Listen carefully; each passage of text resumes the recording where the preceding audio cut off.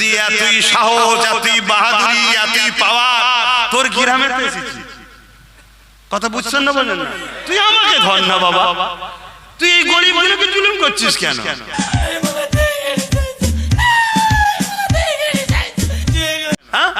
গরিবকে জুলুম করা তো ফেরাউনের কাজ। যদি একটা মুফতি, একটা মাওলানা, একটা হুজুর যদি ইসলামের দুশমন দিদি মুদির গদি বাঁচাবার জন্য চিল্লায়, তাহলে আমি মসজিদ মাদ্রাসার জন্য একটা শক্তি করার জন্য চিল্লাতে পারি না? তো অপরাধটা কি করছি? কথা মাথায় ঢুকছে? আর এই সময় একটু বেশি বলতে হচ্ছে কেন? এখন পরীক্ষা সামনেই তো, এই সময় তো টিপস দিতে হবে, 2 এ 2 4 হয়। কি মনে রাখবে, একটা ছিল পুরো বাংলাকে বুঝিয়ে দিয়েছে। আশা করা যাচ্ছে, রিপোর্ট তো সব দেখছি রে বাবা, না মুদির মিটিং এ হলো হচ্ছে, না দিদির মিটিং এ লোক হচ্ছে, চেয়ার দিয়েও লোক জড়ো করতে পারে না। কি আবার বিরিয়ানি, পয়সা, গাড়িতে তাও লোক হচ্ছে না। আর অপর দিকে ওই একটা, সেই ফেরাউন যেমন একটা ছেলের ভয়েতেই মেরে সবাইকে মেরেছে, এখানেও সেই একটার ভয়। তাহলে আল্লাহ চাইলে তার সাথে যদি কয়েকটা হয়, লড়াই করার একটা জায়গা হবে না, হবে না। এই বিশ্বাস আপনাদের আছে তো? তাই একটুখানি বলুন আমার সাথে একমত, নওশাদের সাথ দেবেন তো? একদম ওপেন বলে দিলাম, একমত তো? হাত তুলে বলুন, একদম ঠিক বলছে। আপনারা হাত তুলবেন না? না, আপনাদের দিকে ক্যামেরা আছে। না না না, আপনারা হাত তুলবেন না কেন? আপনাদের দিকে ক্যামেরা করতে হয় না? কিন্তু বলুন, আব্বাস সিদ্দিকী লড়ছে কি জন্য? কোরআনের পক্ষে না বিরুদ্ধে? জোরে বলো। আজ যারা কোরআনের দুশমন, তাদের বিরুদ্ধে দাঁড়িয়ে যারা আমার বিরোধী করছে, তারা কোরআনের বিরোধীকারীদের সাথ দিচ্ছে, তাদেরও হাসর নাসর কোরআনের বিরোধীকারীদের সঙ্গেই হবে, ঠিক না বেঠিক? তো ভাইরা আমার, যুগে যুগে লড়াই হয়েছে, আজও হচ্ছে, আগামী কালও হবে। তাই একটা কথা বলে যাচ্ছি, দুনিয়াদারি করতে হবে, দুনিয়াদারি করুন। দুনিয়াদারি করতে গিয়ে যেন ইসলামের সঙ্গে গাদ্দারি, দুশমনি না হয়ে যায়, এটা মাথায় রাখতে হবে। তাহলে আমি তার সাথে প্রথম কিন্তু বিরোধীতে যাইনি, আমি চেয়েছি সে ক্ষমা চায়। ক্ষমা যখন চাইবে না, তাহলে তার বিরুদ্ধে কথা বলা দরকার আছে না নাই? আপনারা কি বলছেন, বলা দরকার আছে না নাই? হযরত আবু বকর সিদ্দিক গিয়ে বলল, এ মুসাইলামা, তুমি তোমার কথাকে উইথড্র করে নাও, যে ভুল হয়েছে বলো। কেন কোরআন যেখানে বলছে মুহাম্মদ সাল্লাল্লাহু আলাইহি ওয়াসাল্লাম শেষ নবী, তুমি কি করে দাবি করলে যে তুমি নিজেকে খাতমে নবুয়াতের বিরুদ্ধে চার করে নিজেকে নবী দাবি করলে কি করে? ওই সময়তে ওই মুসাইলামাতুল কাজ্জাব সে হযরত আবু বকর সিদ্দিকীর কথা মানলো না। হযরত আবু বকর সিদ্দিকীর সঙ্গে সে লড়াই নেমে গেল। হযরত আবু বকর সিদ্দিকীর সঙ্গে 10,000 সাহাবী ছিলেন, আর মুসাইলামাতুল কাজ্জাবের সঙ্গে 90,000 ছিল। কত? 90,000। আরে সংখ্যা দেখলে হবে না, মুসাইলামাতুল কাজ্জাবের দিকে ছিল ভাড়াটিয়া, আর আবু বকর সিদ্দিকীর দিকে ছিল দিল থেকে। তাই 10,000 এর সামনে 90,000 টিকে দাঁড়াতে পারলো না। জোরে বলুন সুবহানাল্লাহ। আজও জোরে বলুন সুবহানাল্লাহ। আজকেও যদি মনে করো কোন জালিম, অত্যাচারী, সমাজ বিরোধী, গরিবের জিনিসপত্র, দেশের সম্পদকে চুরি করে যদি আমাদের মোকাবেলায় নামে, হয়তো দেখছেন তার দিকে টাকার জোরে লোক বেশি, লোক বল বেশি, লোক যাচ্ছে বেশি, লোক অনেক কিছু আছে দেখছেন, কিন্তু মনে রাখবেন ও কোনো ভাড়াতে আসছে, ভাড়াতে। ও ক্ষমতায় টিকে থাকতে বেশিক্ষণ সম্ভব নয়, কেন যতক্ষণ দিচ্ছে ততক্ষণ আছি, ভেতর ভেতর থেকে সব উল্টো দিকে চলে যাচ্ছে। হয়তো তোমার আমার কাছে চাল চুরি করার টাকা নেই, কিন্তু মনে রাখবে তোমার আমার হৃদয়ে একে অপরের জন্য ভালোবাসা আছে না নাই? যুগে যুগে আমরা এই ভালোবাসাতেই বিজয় লাভ করেছি। জোরে বলুন সুবহানাল্লাহ। জিতার আগেই যদি জিতার আগেই যদি চাল চুরি করে খাস, তাহলে জিতার পরে কি চুরি করবি রে? কথা মাথায় ঢুকছে না? ঢোকে না? একটু পরিবর্তন হন, সাবধান হয়ে চলেন। আমার কথায় কষ্ট নিচ্ছেন? হ্যাঁ কষ্ট নিচ্ছে, হাত তুলে সাক্ষী দেন আমার সঙ্গে সহমত কারা। সহমত তো নাকি হাত লম্বা করে তুলে রাখেন, সহমত তো নাকি। কষ্ট দিচ্ছি আপনাদের, কষ্ট দিচ্ছে আপনাদের, হাত না বা। মনে রাখবে সব কিছু মেনে লিয়া যেতে পারে, কেউ যদি বলে ওয়াকফকে মিটিয়ে দেবো মসজিদ মাদ্রাসা কবরস্থান ঈদগাহ খানকাকে, আর তুমি যত বড়ই ফেরেশতা সেজে বলো আমি ভালো, কিন্তু তোমার নেতা নেত্রী তো চোর, তোমার নেতা নেত্রী কবরস্থানের দুশমন, তোমার নেতা নেত্রী মসজিদের দুশমন, তোমার নেতা নেত্রী ওয়াকফের দুশমন। তুমি যতই ভালো সেজে থাকো যে আমি তো খুব ভালো কাজ করি গো, তুমি যতই ভালো কাজ করো, তুমি হয়তো ভালো জিনিস, কথা বুঝে আসছে, আপেল আঙ্গুর বেদানা ভালো জিনিস, কিন্তু যে প্লেটের ওপর তুমি রেখেছো ওই প্লেটটা টয়লেট পরিষ্কার করা হয়, আর ও জিনিসের রুচি লাগবে ভাই। তা তুমি যে দলের নাম লিখিয়েছো ও দলের নেতা নেত্রী ওয়াকফের বন্ধু না দুশমন? জোরে বলুন। কেন্দ্রে বিজেপি সরকার ওয়াকফকে মিটাতে চাইছে, হ্যাঁ না না? রাজ্য সরকার বিজেপির সঙ্গে সাথ দিয়েছে, হ্যাঁ কি না? তাহলে বলুন যারা আমার মসজিদ মাদ্রাসা ওয়াকফের দুশমন তাদেরকে আমরা ভোট দিয়ে ইসলামের দুশমনকে শক্তিশালী করলে আমরা আল্লাহর কাছে মুখ দেখাতে পারবো।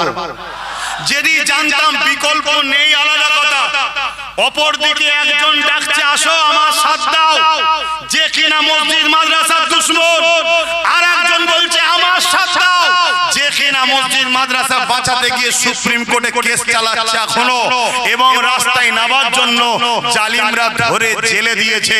তাহলে বলো যে ওয়াকফের দুশমন তার সাথে না ওয়াকফের বন্ধু যে তার সাথে? জোরে বলো।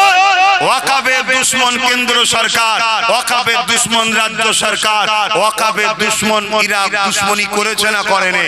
অপর দিকে ওই একটাই ছেলে নওশাদ সিদ্দিকী ওয়াকফকে বাঁচাবার জন্য জেল খেটেছে না খাটেনি?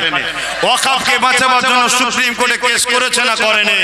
অতএব তার জন্য আমাদেরকে সহযোগিতা করা দরকার আছে না না? আরে যেই হোক যেই হোক মাথার উপরে তো আছে নওশাদ, আর নওশাদের মাথার উপরে তো আছে। কথা মাথায় ঢুকছে না ঢোকে নে? এবারে কারো মধ্যে যাচ্ছে না তো হুজুর জলসা এসে একদম ডাইরেক্ট ডাইরেক্ট হয়ে যাচ্ছে না? এখন আর ডাইরেক্ট ইনডাইরেক্টের ব্যাপার নেই তো, সব তো হয়ে গেছে, মিশে গেছে তো। আগে বলতো হুজুর কেন রাজনীতির কথা বলবে, এখন হুজুর ক্যান্ডিডেট হয়ে গেছে। আগে বলতো মুফতি মাওলানা রাজনীতির কথা বলবে কেন, এখন মুফতি মাওলানা এসে নমস্কারও করছে, সব জায়েজ করে ফেলেছে। সেই জায়গায় আব্বাস সিদ্দিকী মসজিদ মাদ্রাসা ওয়াকফকে বাঁচাবার জন্য কথা বলার অধিকার নেই? যদি একটা মুফতি একটা মাওলানা একটা হুজুর যদি ইসলামের দুশমন দিদি মুদির গদি বাঁচাবার জন্য চিল্লায়, তাহলে আমি মসজিদ মাদ্রাসার জন্য একটা শক্তি করার জন্য চিল্লাতে পারি না? অপরাধটা কি করছি?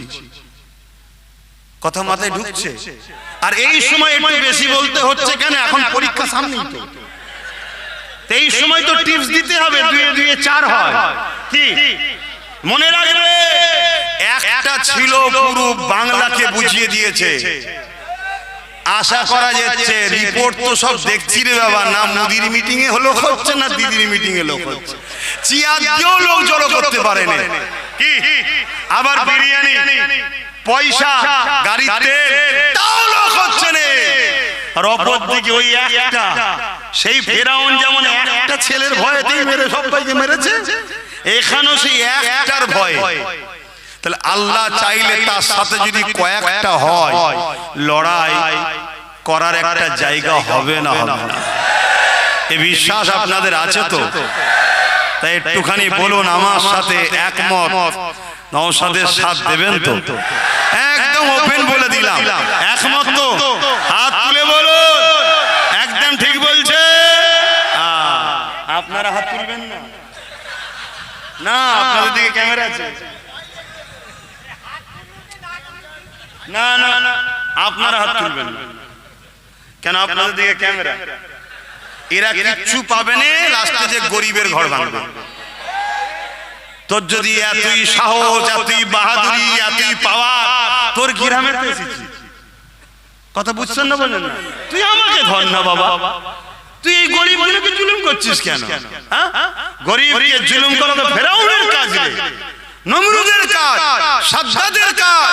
তো ভাই সময় তো খুব কম, আফসোস লাগছে বলতে পারছি না, এতটুকু বলবো। আমার রাসূলুল্লাহর একটা হাদিস আপনাদেরকে শোনাবো, একটু শুনছেন? আমার কথায় বেজার হচ্ছে? দুটো হাদিস বলে যাচ্ছে, মন দিয়ে শোনেন। হ্যাঁ না, আজান দিয়ে দেবে তো, একটু জলদি করে শোনেন, জলদি করে শোনেন। নাম্বার 1, ঈমান আছে না নেই জানবেন কি করে? খুব মন দিয়ে শোনেন। আল্লাহ নবী বললেন একটা সময় আসবে মসজিদ ভর্তি লোক থাকবে, একটাও কিন্তু ঈমানদার থাকবে না। আল্লাহ নবী আরো বললেন একটা সময় আসবে আখিরি জামানাতে হাতে তালুতে আগুন রাখার থেকেও ঈমান বাঁচানো বড় কষ্ট হবে।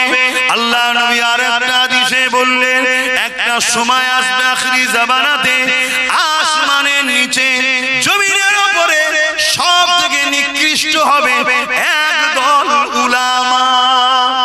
কারা?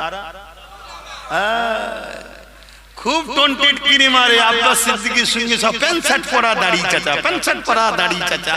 কিন্তু নবী বলেন আখিরি জামানায় আসমানের নিচে জমিনের উপরে সবথেকে নিকৃষ্ট হবে প্যান্ট শার্ট পরা দাড়ি চাচা। বলেছেন প্যান্ট শার্ট পরে দাড়ি চাচা অন্যায় করছে, কালকে আল্লাহ করে দাড়িও রাখবে, প্যান্ট শার্ট খুলে পাঞ্জাবি জুব্বা পরবে, হজও করবে, নামাজও পড়বে, তওবা তিল্লাহ করবে, আল্লাহ সব মাফও করে দেবে। বলুন ইনশাআল্লাহ। কিন্তু নবী বলেছে একদল উলামা, শুনছেন আমার আওয়াজ? হ্যাঁ, আর এইগুলো বলে দিই বলি আমার পিছনে একদল উলামা লেগে গেছে। সব উলামা নয়, প্রচুর উলামা আছে আমার পক্ষে কথা বলে যে ঠিক বলছে আব্বাস সিদ্দিকী, কিন্তু বলতে তারা পারে না কেন? তাদেরও অনেক বাধ্যবাধকতা থাকে। কথা বুঝে আসছে? সবাই তো দাদা হুজুরের আওলাদ নয় রে বাবা, সবাই একটা হাঁক দিলে কি আর আল্লাহ এতগুলোকে জড়ো করে? এই জন্য তাদেরকেও তো হিকমতে চলতে হবে। কিন্তু প্রচুর উলামা আছে যারা দিল থেকে আব্বাস সিদ্দিকীর জন্য দোয়া করে, ভালোবাসে, সাথ দেয়। কথা বুঝে আসছে? কিন্তু একদল উলামা আছে জমিনের উপরে আসমানের নিচে, রাসূল বলল যারা সবথেকে নিকৃষ্ট হবে। তার নমুনা দেখুন না, তার নমুনা হাতে হাতে প্রমাণ হচ্ছে না? হ্যাঁ, তার হাতে হাতে প্রমাণ হচ্ছে। আজ এই কয়েকদিন আগে কেউ যদি বলে যে যে ভাই আমি ওসব পুরাতন কথা ছেড়ে দাও, আমি ঢুকার পর থেকে আমি তো ঢুকেছি পরিবর্তন করতে, সংযোজন করতে। আরে সংযোজন সংশোধন আলহামদুলিল্লাহ অন্য কাতারে হয় না, আমাদের কাতারে হয়। কোন একজনকে ঢুকিয়েছি, সেই দিন থেকে 5 ওয়াক্ত নামাজ পড়ছে সে এখনো পর্যন্ত। কথা বুঝে আসছে না? বুঝতে পারছেন তো? অনেক সমালোচনা হয়েছিল, কিন্তু 2 মাস ধরে তাকে বাজানো হয়েছে। তারপরে তওবা তিল্লাহ করিয়ে ক্ষমা যাদের সাথে হয়েছে করিয়ে আজকে ঢুকেছে, সেই দিন থেকে নিয়ে 5 ওয়াক্ত নামাজ পর্যন্ত ধরে গেছে। এটা ভালো লক্ষণ না খারাপ লক্ষণ? তাহলে মানুষ যদি ভুল করে নিয়েছে ভালো করতে হবে তো নাকি? বাবা তুই রাজনীতি করছিস কর, তা নামাজ ছেড়ে দিবি কেন? নামাজটাও পড়, ঠিক না বেটি? তাহলে এই শিক্ষা তো আমাদের কাছে পাওয়া যায়। তুমি বলছো আমি মুফতি সাহেব আমি গিয়ে সব ঠিক করব, পরিবর্তন করব, আমি হুজুর সাহেব আমি গিয়ে পরিবর্তন করব। তুমি তো পরিবর্তন দূরের কথা, একজন বলছে জাহান্নামে দাঁড়াতে বললে জাহান্নামে দাঁড়াবো, আর তুমি আরেকটা দিকে বলছো জাহান্নামে লাফ মারবো, মানে আগুনে, বলছে আগুনে গিয়ে লাফ মারবো। কথা বুঝছেন না? বোঝেন না? এরা কি পরিবর্তন করতে পারবে মনে হয়? এরা তো নিজেরাই অপরিবর্তন হয়ে সঙ্গ দোষে খারাপ হয়ে যাচ্ছে। আর একজন কি বলছে যে না আমি থাকলে অনেক পরিবর্তন হবে। আরে তুমি যাওয়ার পরে বক্তব্য দিচ্ছে কি যে মাদ্রা মসজিদে মসজিদে জুম্মার দিনে উস্কানোমূলক বক্তব্য যেন না দেওয়া হয়। এবারে আমার মসজিদে উস্কানোমূলক বক্তব্য দেওয়া হয়, আমার মসজিদকে অপমান করা হলো না? হলো না? আমার ইমামদের ঘরে, আমার ইমামদের ঘরে সাম্প্রদায়িক, আমার ইমামদের ঘরে সমাজ বিরোধী, আমার ইমামদের ঘরে উস্কানোমূলক বক্তব্য দেওয়ার জন্য ইলজাম দাগ লাগানো হলো না? হলো না?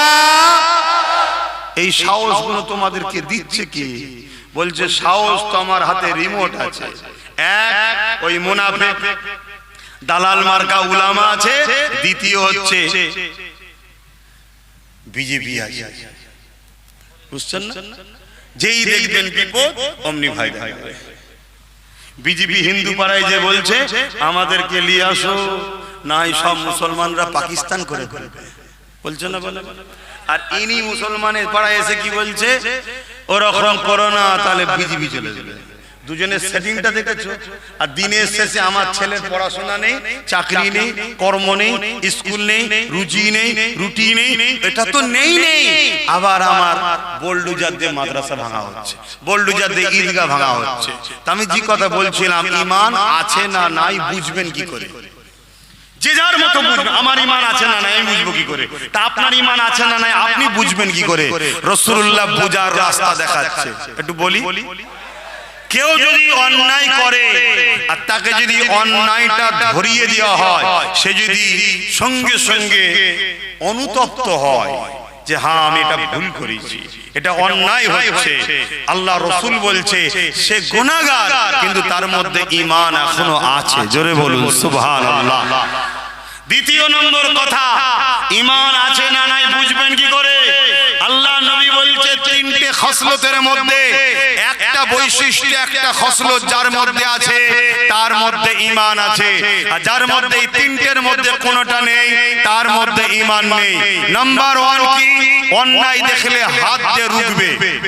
এই বৈশিষ্ট্য যার মধ্যে আছে তার মধ্যে 1 নম্বর ঈমান আছে। যদি হাত দিয়ে রুখতে না পারে, অন্যায় দেখলে মুখ দিয়ে প্রতিবাদ করবে, রাসূল বলছে তার মধ্যে ঈমান আছে, কিন্তু ঈমানটা দ্বিতীয় স্তরের। রাসূল বলছেন 3 নম্বর, যদি হাত দিয়ে রুখতেও না পারে, মুখ দিয়ে প্রতিবাদও যদি করতে না পারে, কমসে কম অন্তর থেকে যদি ঘৃণা করে দূরে সরে যায়, রাসূল বলছে তারও ঈমান আছে, কিন্তু এই ঈমানটা সবথেকে দুর্বল, কিন্তু ঈমান আছে। কিন্তু কোন ব্যক্তি যদি অন্যায় দেখার পরে হাত দিয়েও রুখলো না, মুখ দিয়ে প্রতিবাদও করলো না, অন্তর থেকে ঘৃণা করে দূরে সরে গেল না, উপরন্তু তার হাত দিল, তার কি ঈমান আছে? তাহলে বলুন, যারা আমার ওয়াকাব মিটাতে চাইছে এদেরকে যদি আমরা সাথ দিই, আমাদের ঈমান থাকবে? এটা কি জুলুম নয় মসজিদ মাদ্রাসার উপরে? একটু হ্যাঁ কি না বলবেন। আর একটা শেষ হাদিস মিশকাত শরীফের বলে যাচ্ছি, আল্লাহ নবী জানালেন কোন মুসলমান যদি মন দিয়ে শুনবে, যুবক মন দিয়ে শোনো, খেটে খাও চেটে নয়, কষ্ট করো, মেহনত করো। আজকে আমার বাড়ি থেকে এসেছে, হাত পেতেছে, আমি 200টা টাকা কি 500টা টাকা তাকে দিলাম, কালকে রাস্তায় যখন আমায় দেখবে, সে যদি সাইকেলে করে যায় নেমে যাবে। কিন্তু আমার বাড়ি থেকে এসেছে, আমি তাকে বললাম গাড়িটা ধুয়ে দে, গাড়িটা ধুয়ে দিল, আমি তাকে 500টা টাকা দিলাম, কালকে কিন্তু সে আমাকে দেখে নত হবে না, কেন মেহনত করেছি তুই দিয়েছিস। অতএব খেটে খাও চেটে নয়। তো ভাইরা আমার, আল্লাহ রাসূল বলছেন মিশকাত শরীফে, কোন মুসলমান যদি জালিম অত্যাচারী জানার পর শক্তিশালী করার জন্য তার সাথ দেয়, ওই মুসলমান ইসলাম থেকে বেরিয়ে যাবে। যে ইসলাম থেকে বেরিয়ে যায়